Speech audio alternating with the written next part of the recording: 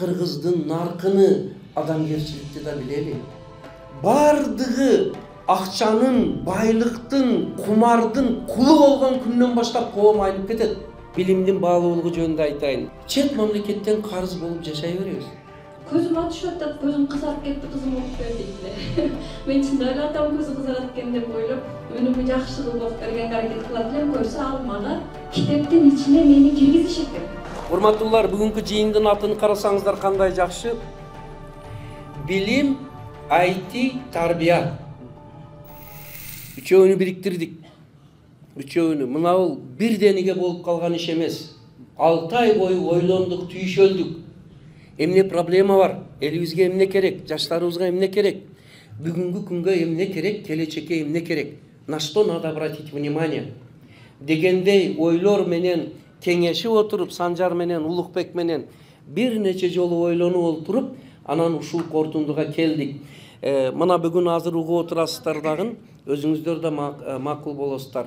Теманын алынышынын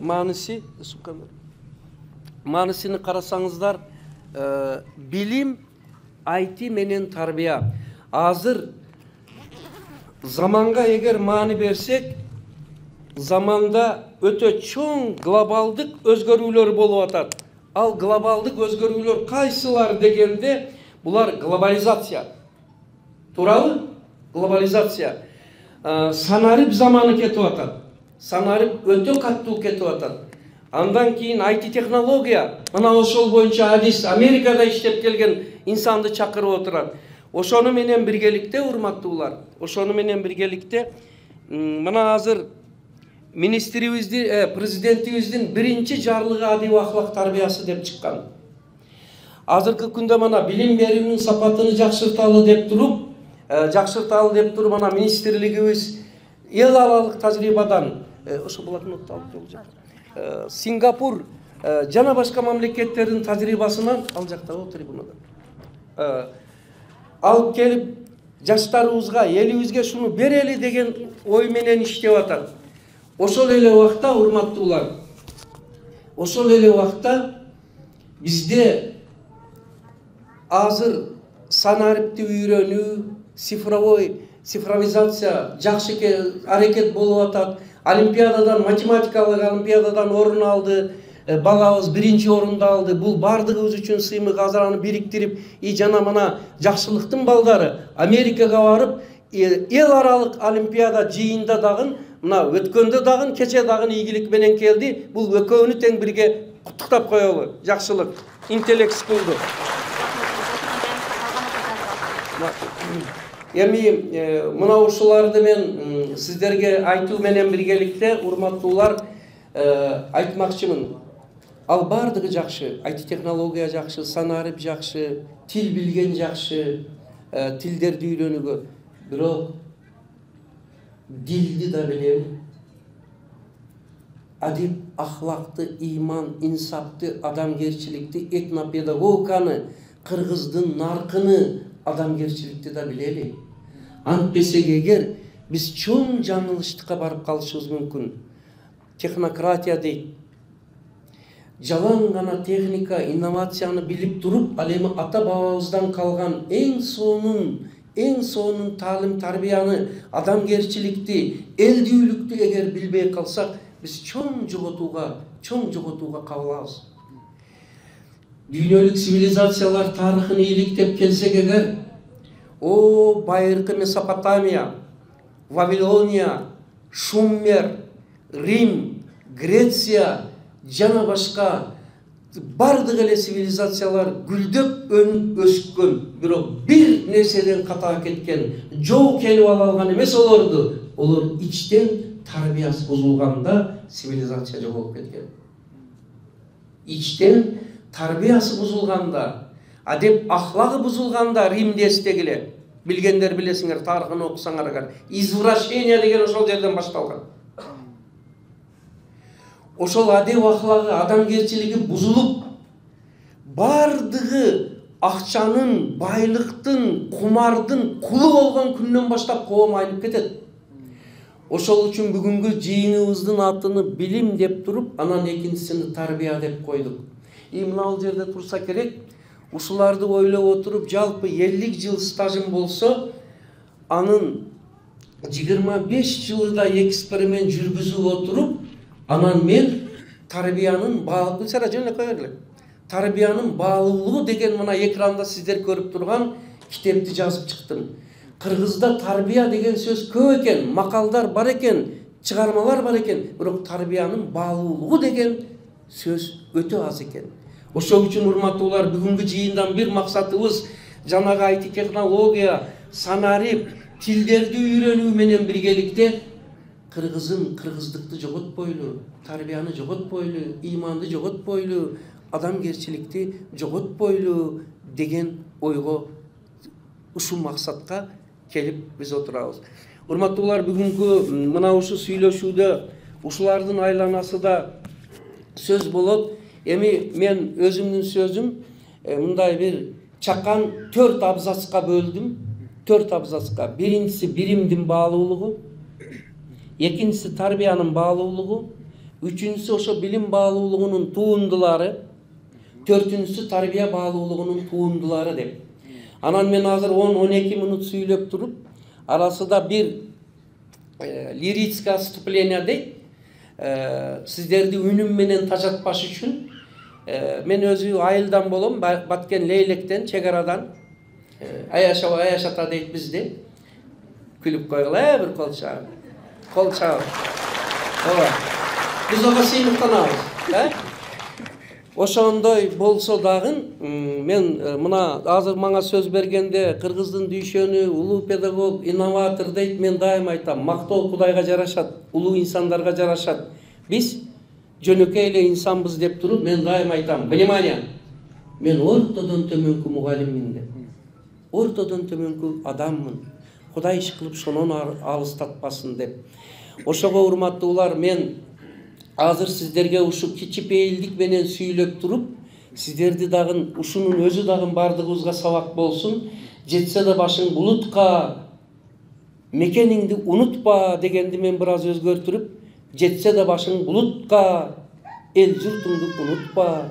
Жетсе де башың булутка, адамдыгыңды унутпа. Жетке де башың булутка, кыргыздыгыңды унутпа. Жетке де басың булутка, адамгерчилик, иманыңды булутпа, унутпа деп сөз айтып кайрылмакчымын сиздерге.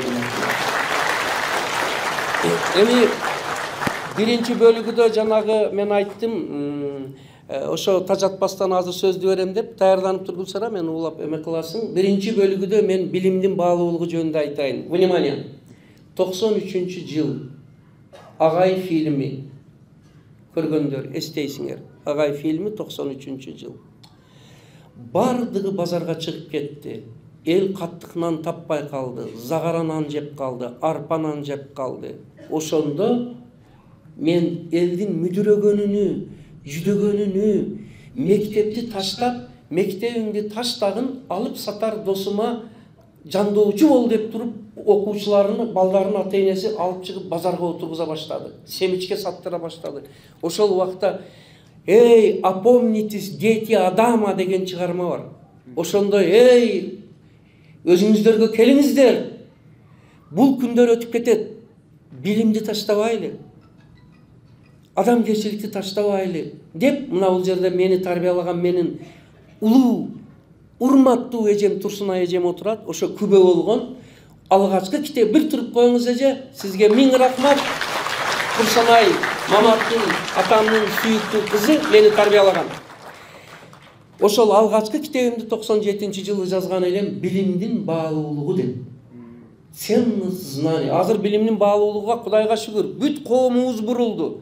Каерди көрсөң окуу борбору, Секом борбор, Нова борбор, канчалаган алтын тамгаларды алып, алтын эмелерди алып берип атат. Тил үйрөтүү борбору, скорочтение, тайм ал убакта жок эле. Окуу борбору эмес, мектепке адамдар жөнөтпөй койгон эле. Бул жылдардын ичинде ушунчалык өзгөрүү болду, бирок мен сүйүнүп, сыймыктанып айтып жатам, ошол жылдары мен элге остановитесь, токтогула, билимди таштабагыла, билим керек болгон заман болот. Ансыз кыргыздар аяк астында калабыз. Гастарбайтер болуп калабыз. Мигрант болуп калабыз. Биздин балдар, кыздар, биздин элибиз андан мыкты жашоого татыктуу. Ал татыктуулукка жеткизе турган бир гана жол билим баалуулугу деп алгачкы китебимди жаздым эле. Бүгүн ошонун мана нече жылдыгы болуп отурат. Кабыл алып коюңуздар, билим баалуулугу деген сөздү, урматтуулар. Эми билимдин бир баалуулугу адамдын акыл эсин өстүрсө, мына ошол боюнча мен кийинчерээк анан экинчи бир китебимди жаздым, акыл тарбиясы деп. Акыл эс тарбия, акыл эмгегинин маданияты. Анткени урматтуулар, биз эгер күнүмдүк турмуш менен обара болсок, байлык менен, доллар менен, имидж менен, мансап менен, мактоо менен обара болуп туруп, өзүбүздүн интеллектуалдык даражабызды көтөрбөсөк, технический творчествону көтөрбөсөк, IT санарыпты үйрөнбөсөк, дүйнөлүк тилдерди кеминде 3 тилди үйрөнбөсөк эгер, билимдин баалуулугун сезбесек эгер, биз чет мамлекеттен карыз болуп жашай беребиз. Азыр мана президенттерибиз айтып атат, эми өз алдынча өнүгүү үчүн өзүбүз өндүрүштү курабыз, жолду курабыз деп туруп, ошого биз бардыгыбыз көмөк көрсөтөлү дагы, биздин көмөгүбүз эмне дегенде илим билимди күчөйтүрөлү. Эптеп баалы, бааларды магистрант, бакалавриат бардыгы да сапаттуу билим алалы, билимдин баалуулугу керек экендигини мына биз жакында чет өлкөлүк командировкада дагы бир жолу көрүп келдик. Турцияда, Германияда, Гамбургдагы конференцияда, Гамбургда конференция, эл аралык конференция болду. Мен ал жерде баяндама менен катыштым. Хайдельбергде, Касселде, Парижде, Сорбонн университетиде болуп туруп мен дагы бир бу мамлекеттер ошол үчүн өнүгөт экен да дедим. Эмнеге дегиле, түнгү саат 9-да барсам библиотекалары толтура студент. Биздикиге күндүз күнү барсаң дагы университеттен китепканадан студент табыш бир аз проблема. Өкүнүчтүү. Ошол үчүн мен мына сөзүмдү ушул жерде азыр токтотоюн дагы. Сиздерге айтам, билимдин баалуулугу биринчиден дүйнөлүк цивилизацияга аккумуляция болуп, адаптация болуп, тең ата жүрүшүбүз үчүн биз билимдин баалуулугун тилде гана айтпастан, дилде, өнөрдө көрсөтүшүбүз керек. На уровне билим алышыбыз керек. Мындан 20-30 жыл илгери англис тилин билген адамдар биз үчүн идеал эле. Охо дейт элек. Азыр Кудайга шүгүр 50-60% англис тилин билип калды. Ишенбесеңер Алтынбектен сурагыла мынакей. Польшада окуп келген жигит. Азыр эми урматтуулар, бир тилди билиш аздык кылат экен. Азыр болсоң минимум 3 тилди бил. Бири Европа тили, бири Америка, Британия тили болсун, бири сөзсүз чыгыштын же Кытай, же Япон тилини бил, анан кийин өзүңдү мындай кыйындыкка сал жакындасаң болот да. Урматтуулар, мен билим баалуулугу аркылуу мана техниканы айттым, айтыны айттым, тил үйрөнүүнү айттым. Эң билим баалуулугуда дагы бир нерсени айтып кетейин. Урматтуулар, билим баалуулугуда эң башкысы толка тил билип мактаныш эмес. Акча дүйнө табыш эмес. Конкурс, фестивалдан, олимпиададан биринчи орунду алыш эмес. Билимдин эң чоң баалуулугу билим адамды адам кылат экен. Мени жашартат экен. Урматтуулар, мен айылда жүргөнүм менен бир 5-6 чет мамлекеттин да билимди барып алып келдим. Ошонун бири Американын Колумбия университетине 2 жыл келип билимини Дейлмандардан алдым. Ошондо бир нерсени көрдүм. Бир сабакты бир учурда 3 мугалим өтөт экен. Анткени адамдын үнүдөн дагы, өзүдөн дагы 10 минуттан кийин угармандар тажайт экен. Ошол үчүн мен алмаштырдып, Гүлсарайга бердим. Эми мен ошо отурган жеримден тажабагалаа үчүн анын үстүнө бирселер менен мен өзү эч качан бир жерде отуруп сабак өткөн эмес элем. Жол берип койсоңор бир аралап, саламдашпасам деле көзүм менен бирселерди көрүп барып чыгайын дагы. Урматтуулар, барыңыздарга мен бир ооз салам айтканмын, бая. Ошол мен темамды өтө берейин, саламдаштан калып кетет, убак кетип атат. Урматтуулар, мына биринчи бөлүк билимдин баалуулугун айттык. Эми азыр мына жерде отургандар мен көрүп даа таң калып атам. Ичкериге кирсең андан да көп адамды көрөт экенсиң, бер жака келсеңчи. Демек, ушунча адам жыйылып отурганда билимди эмне Гапарагай айтпаса биз билбей белек деген ойго келсеңиздер, мен мындай кайталап, подчеркивать этип, констатировать этип айтмакчымын. Билимсиз биз Кыргызстан мындан да кыйналып калабыз. Мындан да кыйналып калабыз. Рахмат, ошо жетекчилик, президент, өкмөт алып чыгалы, өнүктүрөлү деп атат. Элибиз окуйлу. Tildi үйрөнөлү, IT технологияны санарыпты үйлөнөлү, 3-4 tildi билели, балдарыбызды сапаттуу окуталы. Мен муну жөн эле крик души деп айтып жатканым жокмун. Мен 50 жыл мектепте билим бердим, азыр дагы мектептердеги билимдин сапаты өтө ойлон турат. Китеп окутуп көрсөңүздөр, орусча, англисче эмес, кыргызча китеп окуй албай калып атат балдар. Элементарный, функциональный грамотность начар болуп атат. Өткөндө бир жыйында бир нече жерде сөр болду. Оштон Шекербек дегендер жазып жиберди, Кыргызстанда 80% окуучу окуганды түшүнбөйт экен деп. А биз асмандагы сөздөрдү сүйлөп атабыз. Ошол үчүн мен жана айттым, жакшы, мына азыр министрлигибиз, жетекчибиз билимдин сапатын түзөтөйүн деп бар эмгегин жасап атат. Бирок астыдан ата-энелер дагы ойлонолу да. Балдарыбыздын динамигини açıp körölü, kündölüğünü, defterini, orusça, anglizce.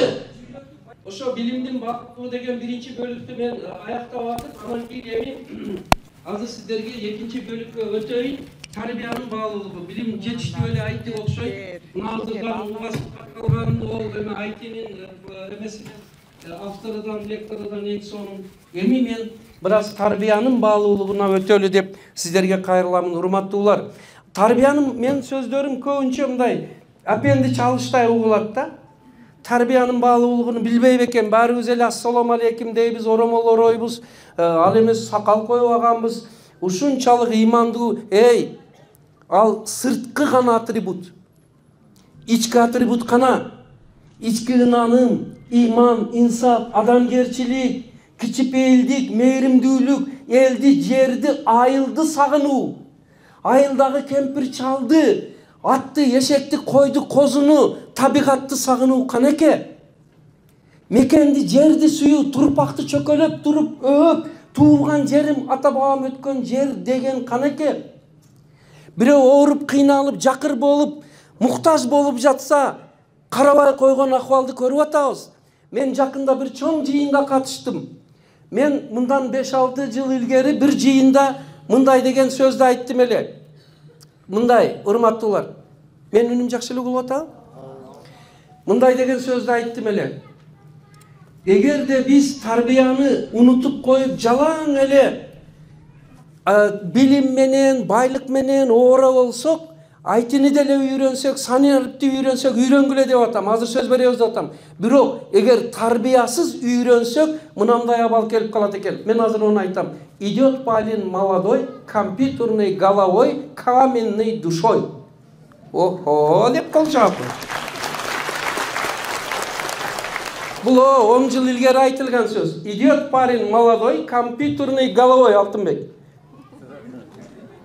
Каменной душой? Сезим жок, мээрим жок, кайрымдуулук жок, инсап жок, айланып кетейин. Деп айттым эле, кече чоң жыйында мына ушу Кадыр Кошалиевдей солидный көз айнек таккан, өтө жогорку кызматта жүргөн бир адам келип туруп айтып атат, Сайраш. Айтып атат. Гапырагай, ошо жыйында сиз да бар элеңиз. Гапырагай, сиз туура айтыпсыз. Мен ошо сөзүңүздү уктум эле. Мен баламды синкрооппу кандай? Ошондой, onun өзү эмес, ошондой өтө кымбат. 10-15 миң доллардык мектепке окуттум. 6 чет тилди билет дейт. Санарыпты билет дейт. Дүйнөнүн билимини вундеркин билет дейт. Окуттум, андан кийин Оксфорд кымбат университетте окуттум. Бүттү дейт. 6 жылдан бери балам бир жолу телефон чалып койбойт дейт. Апасы экөөбүз сарыгып күтөбүз дейт. Мана сиз компьютерной головой, каменной душой деп туура айткан экенсиз агай. Эми тарбия баалуулугу деген китебиңиз чыгыптыр. Шуну көбүрөөк айттың. Тарбияга, мээримге, ыйман инсапка көбүрөөк чакыралычы. Кудай жалганчы кылбасын. Мына мен сиздерге болгон эмени айтып атам. Ал киши көз айнеги бар экен, айтып жатат, айнегинин астынан көз агып атат. Сөз жаш агып атат. Урматтуулар, эгерде биз тарбияны унутуп коюп, жалаң гана тил үйрөтүп, билимди гана берсек эгер, бул өзү опасный экен. Айрлан, кел жардам бер. Колду көтөрөлү. Тажап калбаңыздар дейм. Эки колду тең көтөрөбүз. Адам бул бийик адам деген атты алып жүрүш үчүн эле бүркүт эки канаты менен жүргөндөй ушу эки нерсе керек экен. Биринчиси, караңыздар. Макул, азыркы заманба, технология заман, глобализация заманында биринчи билим, илим, инновационный технология, 3-4 тил, андан кийин инновационный мышление, жөндөм, IT технология бардыгы керек экен. Балдарыбызга муну берели. Эми караңыздар, бул бир канат экен. Экинчи канаты, внимание, адамгерчилик, элдүүлүк, иман, инсап, кайрымдуулук, мен кыргызмын деген нарктуулук. Мына экөө болгондо бийик көтөрөбүз. Бүркүт эки канаты тең иштегенде бийик учуп, эч качан кор болбойт экен. Илайым кыргыздын балдары бийик учсун, эми мындай кылыңыздар.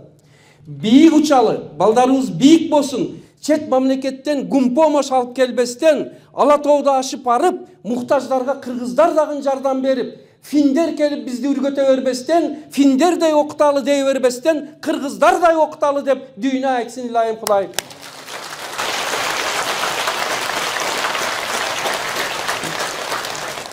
Sözümdün akırında, urmattуулар, sizlerge kayrılıp aytarım.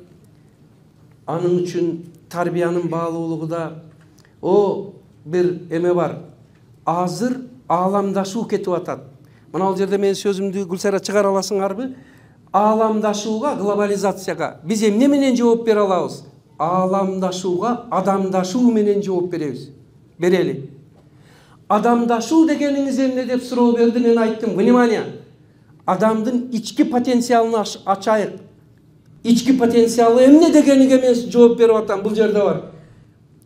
Ал кайсы дегенде билими, иманы, маданияты, адамгерчилиги, креативность, чыгармачылыгын ачайык. Антпесе искусственный интеллект чыкты. Билип атасыңар. Азыр эмне гана заказды бербесең, сен айткан темада диссертацияны жазып берет, ишти жасап берет, тамакты жасап берет, жана башка бардык ишти жасап берип атат. Мындай болсо, биз эгерде ошол IT технология менен азыр жакшы айтат, тең өнүгүп туруп адамдын потенциалын, мээсини, интеллектини, рухуну, жан дүйнөсүнү өстүрбөсөк агар, азырча IT технология санары бизге кызмат кылып атат. Не дай бог, Айзек Азимов деген айтынын алгачкы авторлорунун бири. Ошолор айтмакчы, учуру келип, биз санарикке кызмат кылып калбайык. Биз искусственный интеллектке кызмат кылып калбайык деген кооптонууду айтып туруп мен айтам, кегиле. Аны да өнүктүрө берели. Параллельно жанагы инсандык глобализацияга, ааламдашууга, адамдашуу менен жооп берели деген сөзүм менен мен сиздерге кайрылып атам. Ушуну балдарыңыздарга айтып барыңыздар, урматтуулар. Анан ал үчүн эмне керек дегенде, ал үчүн эң башкысы үй бүлөдө энелер, мына отурасыңар. 85% баланын акыл эс, иман, инсабы энеден өтөт экен. Кадыр Кошалиевич, калган эле бир 20% эле Алтынбек. 85%. Энелер шунчалык улуу зат экенсиздер. Эне бул медреселептир, эне бул мектептептир, эне бул университеттептир. Шондой улуу атка лайык болгонуңар үчүн бир энелер өзүңүздөргө кол чабып коюңуздар. Внимание.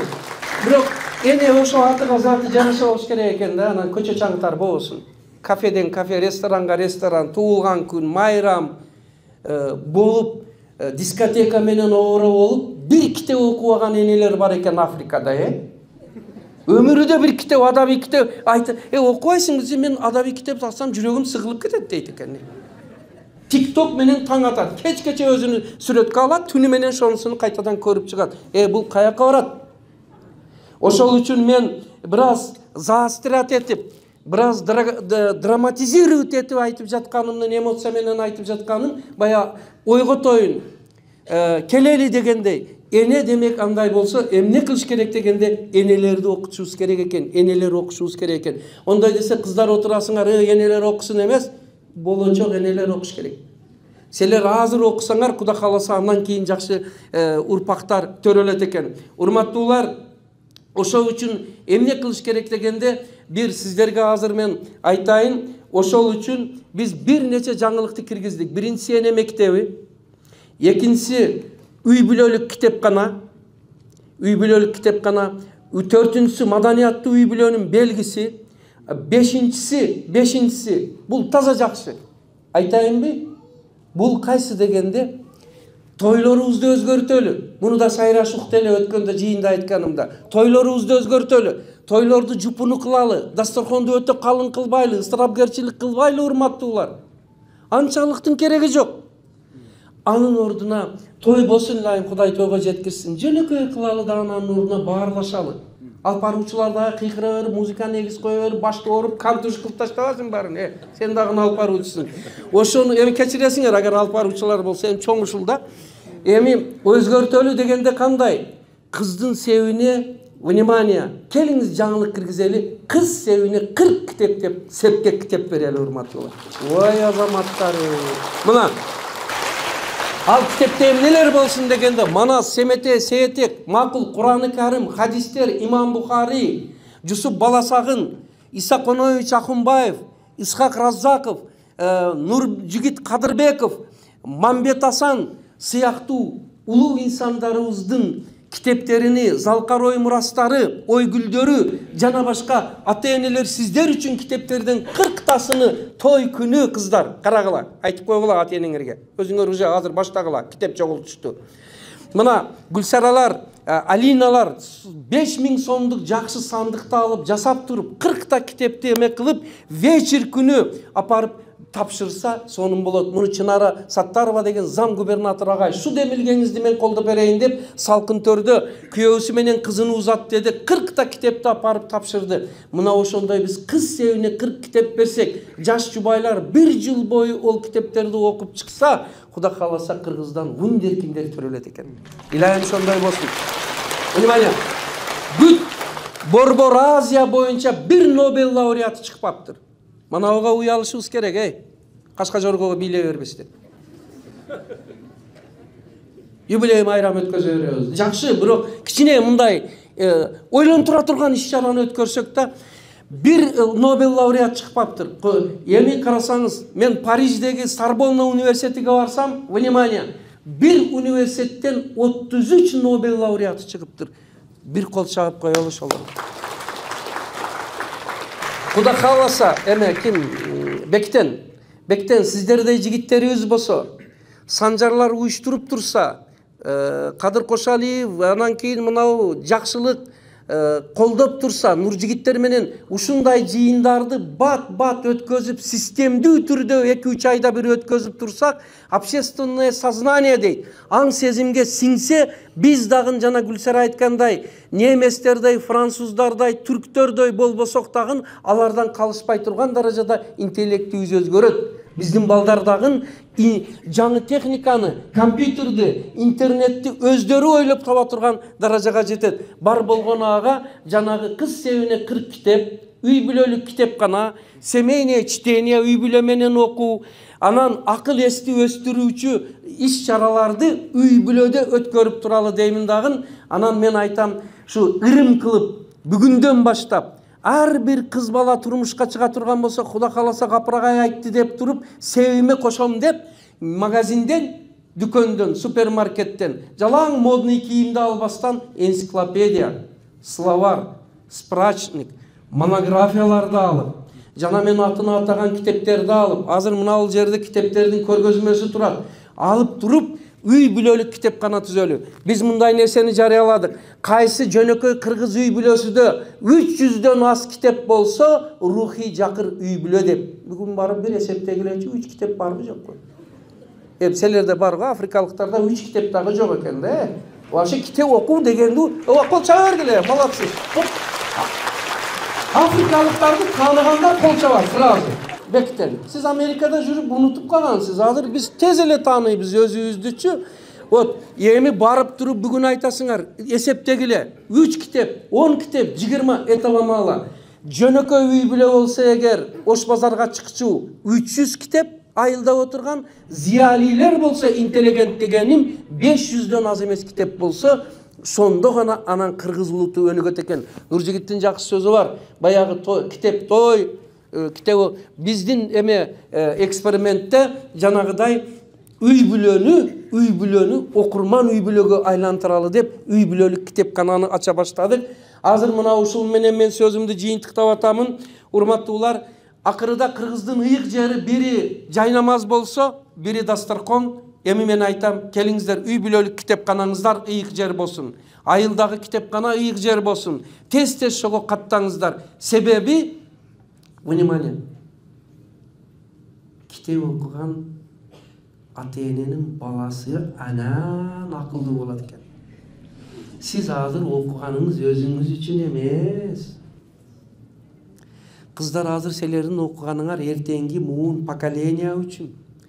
Анан кыздар жакшы китепти азыртан окуп, начитанный болуп барсаңар, кайын журтуңар да силерди сыйлайт экен. Менин кызым, келиним билимдүү, илимдүү, силер надо быть осторожный деп.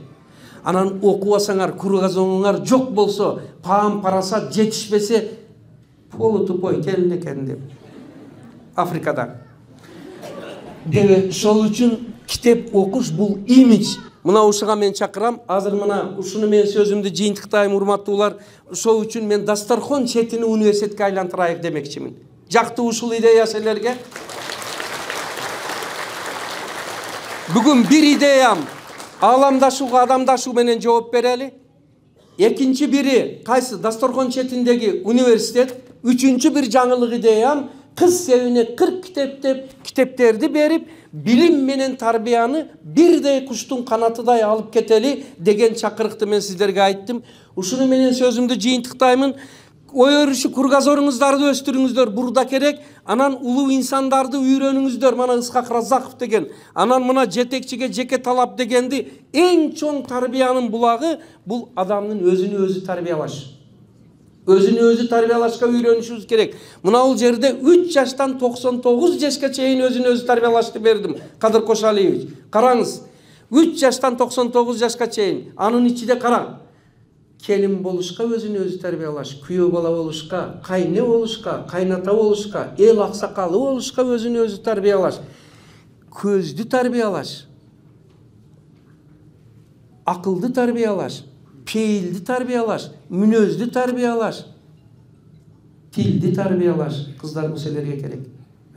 Тилди тарбиялаш, нафсти тарбиялаш, мүнөз пейилни тарбиялаш. И та 99 жашка чейин ар бир жаштын эмнеге өзүнү өзү тарбиялаш керек экенин берип туруп, 99 жашка барганда Омин деп урпактарга дуа берип, кийинки сапарга даярдашка өзүнү өзү тарбиялашты. Бул жерге берип койдум. Мына ушул мындай кылып туруп биз өзүбүз үй бүлөдө китепти чогултуп окуй баштасак, Кудай кааласа кыргыз менталитети өзгөрөт. Кыргыз жан дүйнөсү өзгөрөт. Эне мектеби, өзүнү өзү тарбиялоо бул кандай иш-чара дегенде, бул кыргыз генофондун өзгөртө турган. Анткени азыр эле энелер аталарыбыз окуса, анын балдары акыл эстүү болот. Кийин анын балдары акыл эстүү болот. Ошонтип отуруп кыргыз генофонду тазаланып, арууланып, күчтүү даражага, эл аралык даражага жетебиз. Ушуну менен сөзүмдү жыйынтыктайм. Мени чыдап укканыңыздарга рахмат. Анча-мынча суроолор болсо беремин. Анан азыр эң жакшы пикир, мага 5 минут, 7 минут, 15 минут кыскарткыла баягы талкууга. 5 минут, 7 минуттун ичинде эң сонун ойду айтканга, ушу китептердин бирини приз кылып берейин. Якубович приз студия дейт го. Шул жерде публично берем Алтынбек. Анаке. Болду, сөзүм бүттү. Суроо жооп эме кылыңыз. Суроо жооп, Рахмат. Кана агайдын китебин алууга жакшы суроо бере турган, сунуш бере турган, пикир айта турган баракелде ана.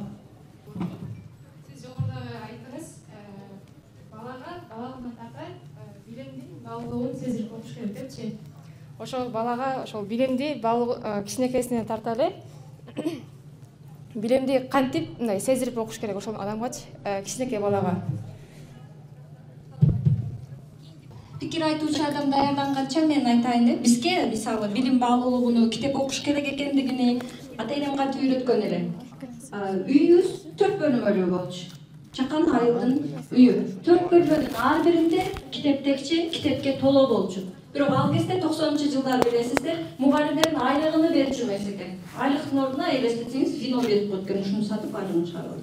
Ошондо деле адамдар шаарга кирсе шаардан, бирөөнүн үйүнө барса бирөөнүн үйүнөн ушул китептерди окуйбуз деп алып келип жүргөн. Мен ошолордун сүрөттөрүн карап, ошол балалыктагы көргөн сүрөттөр кадимкидей эсиңде калат, көзүңдүн алдында калат. Балалыкта окуган китептер 3 жашар, 2 жашар балдарыңыздар телефонду каяктан үйрөнөт? Ал бул дүйнөгө жаңы келди да телефон эмне экенин да билбейт. Сиздин колуңуздагыны барып кармап үйрөнөт го. Азыр просто сиздердин колуңуздарда китептин ордуда телефон да. Менин ата-энемде телефону жок болгон. Китеп болгон. Үйүбүздүн биздин колубуз жеткен жерде бардык бөлмөдө китептер эле. Ошолордун сүрөтүн көрүп китебин окуп аны көзүм ачышып атат, көзүм кызарып кетти, кызым окуп бер дейт эле. Мен чындап эле атам көзү кызарат экен деп ойлоп, үнүмү жакшы кылып окуп бергенге аракет кылат элем. Көрсө ал мага китептин ичине мени киргизиш экен. А китептин ичине кирип даамын сезе алгандан кийин ал дүйнөдөн эч ким баштап Кийинки. Siz улуттук этнопедагогиканы изилдеген адамсыз, ошон үчүн суроо мындай. Кыргыздын 5 артыкча сапаты кайсы сиз багымдаган? Анан 5 кемчилдиги кайсы? Анан япондордо мындай тактика бар экен, ар бир адамы өзүнүн кемчилдигинин үстүндө иштеп артыкчылык айландырат экен. Ошо кыргыздын 5 начар дейбизби, терс дейбиз сапаттарын канткендеги оң сапаттарга айландырабыз. Математикага окшош суроо болуп калды. О Кудай, мына каяктан чакырдым дейсиң. Мени көп реклама кылдыңыз, анан атайсыз. Рахмат, тамаша да эми кадыр кышабыз. Аны эмек кылабыз колдон келишинче. Бирок туура түшүнүңүздөр, эми кыргыздын жакшы сапаттарыны айт деп атасыз. Айкөлдүк, меймандостук, меймандостук, кеңпейилдик,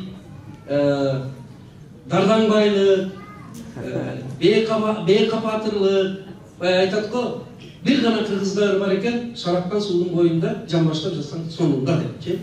Мына алар баардыгы кыргыздын жакшы сапаттары. Эми кемчилигин айтышка тилим барбайт, бирок сурап калдыңыз. Кемчилик деп деле айтпайм. Ушу бир аз мүчүлүштүк дейт дагы, шуну түзөтөлүп жалкоолук. Ысырапкерчилик. Башкаларды тез туурап кетиш. Башкаларды тез туурап кетиш. Илим билимге анчалык маани бербей келгендигибиз, анан өзүбүздөн чыккан чыныгы инсандарыбызды баалоого аз көңүл бургандыгыбыз. Бири-бирин колдоо. Ошо бири-бирини колдоо. Эми албетте муну талаштуу да болушу мүмкүн. Мен мындай көз карашта айтып атамын. Кайталап айтам. Интернетке шундай кетип каласың, апрагай шундай сындарды деп. Мүчүлүштүк анча-мынча, шуну түзөтсөк, мындан да жакшы болобуз. Азыр ошол багытта ишти баштадык. Мисалга айтайын. Мына Гёте мындай деген, Пушкин мындай деген, Рокфеллер мындай деген, Морген мындай деген, Илон Маск мындай, неге Жусуп Баласагын мындай деген деп айтпайбыз? Эмне үчүн Айтматовдун сөздөрүнү, Исаконович Акунбаевдин сөздөрүнү биз бардык жокко илип таштабайбыз? Макул, Илон Масктай болбосо дагы Аскар Салимбеков бар. Өзүбүздө мына Иса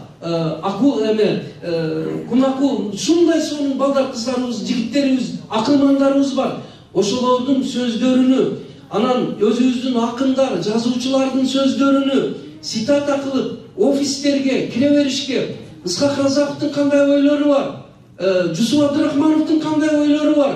Ошолорду башкача айтканда өсөр эл өзүн сыйлайт.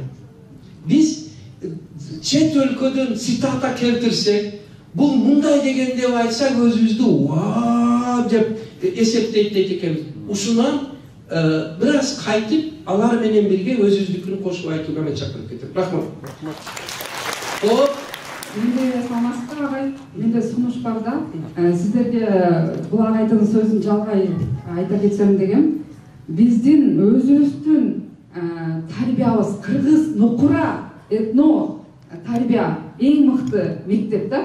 Сиз ушул тарбия мектеби деп атпайсызбы, алып чыгыпчы. Ушул жерге кыргыз этно тарбия мектеби деген сөздү да кошуп койсоңуз, ушулукка басым жасасаңыз, ушул нерсени дагы колго алып, дагы кошумча жаштарга кыргыздын этно тарбиясы деген эмне, ал эмнелерге басым жасаш керек? Мисалы, кыздардын кийип турган чапандарын көрүп түшүнө эле, бул кыргыздын өзгөчөлүгү мына ушунда. Алардын ар бир оюму жүргүзүлгөн, агайдагы бул ыйыктыктуу, баягы беришендикти айгинелейт, басым жасап, ушул нерсени жаза кетсеңиз, ушул нерсе жетишпей жатат да, өзөктүк жетишпей жатат бизге. Урматтуулар, эгер сиздер азыр суроо берген кызыбыз, эгер мынау китепти толук окуп чыккан болсоңуз, анан жаңы чыккан тарбия баалуулугу деген тарбиялуу адамдын 19 сыпаты дегенди окуп чыксаңыз, ошондо анан дасторкон четиндеги университет, ошондо айтасыз, Гапаргай буга дагы маани берген экенсиз, бар болгону биз окуп чыгып популяризация кылышка жетишпей атат экен. Ооба, ошону дагы айыл жайылсак деген. Жазышты мен жазам, мен айтам. Кептин баары азыр мындай деген сөз бар да, берген март эмес, алган март деген. Ошол үчүн жайылышты сиздер коюңуз. Рахмат агай, жайылыш керек сөзсүздү. Болду, президент тапшыры, бирөө оякта бирөө бар экен, ошо артка коюп урбады дебесин. Жүгүрүп, Ушул бирөө менен токтотолу, урматтуулар. Мындан кийинки спикерлер да бар. Азыр агайыма секунда бери коюп отурат. Дагы ашып кеткен үчүн агай чыдамы кетип атат. Башкаларга убакыт берели деп атат. Бирөөдүн акыга кирбе дейт го. Мына сиз берип коюңузчу, менен бүтүрөм. Саламатсызбы? Азыркы көкүрөгү таш, баш компьютер деген мисалы балдар чоңойтуп аткан ата-энелердин да көкүрөгү таш болуп атпайбы? Ошону биз кантип оңдойбуз? Ушу менен бүтүрөлү. Бериңиз, сиз дагы микрофонду алдыңыз. Эркектерден. Агай, бүгүнкү күндө сиздин кылган эмгегиңиз мына бүткүл кыргыз элине үнүңүз жетип атат деп эсептейм. Ал эми өзүңүздүн балдарыңыз үчүн балдарыңыз канчалык деңгээлде сиздин сабагыңызды ала алды деп айтарым деп атам. Өзүңүздүн балдарыңыз жөнүндө да айтып кетсеңиз. Алтынбек, көрдүңбү, кыйын элдин алдында сөйлөш. Этият болгон. Кудайга шүгүр, балдарымды дагы элдин катарында тарбиялады, Мына Кубаныч, Зурахан, Ислам, азыр ошо агай фильмде көргөн номер 3 эксперименталдык гимназиянын директору ошол Ислам бир туруп кой. Славянский университетти сапличе бүтүрдү, 2 диплом алды. Да, Элдири Гүлсара, Райымжан, ушундай. Кудайга шүгүр, элдин катарында өзгөчө эмес, бирок элдин катарында бар. Анан жанагы дагы бир эмне суроо берди, балдары таш жүрөк, энелер таш жүрөк үчүн ата-эне. Сиз өтө таамай суроо бердиңиз. Эми таш жүрөк десек каттык диет го. Айланып кетейин. Ошол үчүн дагы мен энелер мектеби дегенди ачтым да. Бул мындай, мягко говоря, жок дегенде окутуп, окуп, өзгөртөлүү дегендей да. Бар болгону келиңиздер, жапатырмак киришели. Ар бир эне окууга өзгөрөлү. Ошондо жакшы натыйжа болот экен. Мана азыр чыгып калды, билген бар, билбегендер бар, караңыздар. Ошо чек арадагы номер 3 гимназия мектебибизден 250 бала окуйт. Азыр ак халатчандарды дагы бир чыгарып кое аласыңарбы? Ошол жерде мына ак халатчандар тургандар бардыгы бир мектептин окуучусу. 85 бала медакадемияга бюджетке өттү. И орточо бала орта азыр Кыргызстанда жылдан жылга бир аз жогорулап келатат. Быйыл 127 болуп калды. Bizde innovatsiya kom жоқ. Рахмат, мыналар канча мыкты балдар дарбиялап, үн чыкпай жерге башын салып отурат, Алтынбек дегендер. Бизде жөнөкөй өзүбүздүн чек арадагы мугалимдердин эмгеги менен Кыргызстанда орточо балл 127 болсо, внимание, бизде орточо балл 171 болуп атат.